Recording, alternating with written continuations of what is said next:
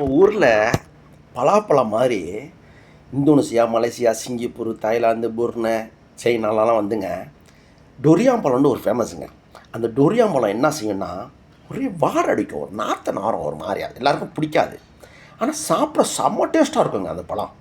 அந்த பழத்தை மோந்து பார்த்தா ஒரே கவுச்சடிக்கும் ஒரு மாதிரியா. அதுக்கு தாங்க அந்த குரங்கு ஆக்ஷன் கொடுக்குது. நாரதா சாப்பிட மாட்டேது, திரும்பிக்குதுங்க. ஆனால் டேஸ்ட்டு வேறு மாதிரி இருக்கும். வீடியோ பாருங்கள். பாருங்கள் எப்படி ஒத்து பார்க்குதுண்டு. அது பழம் அந்த வாடகை கண்டவனை திரும்பிட பாருங்க மாறியா.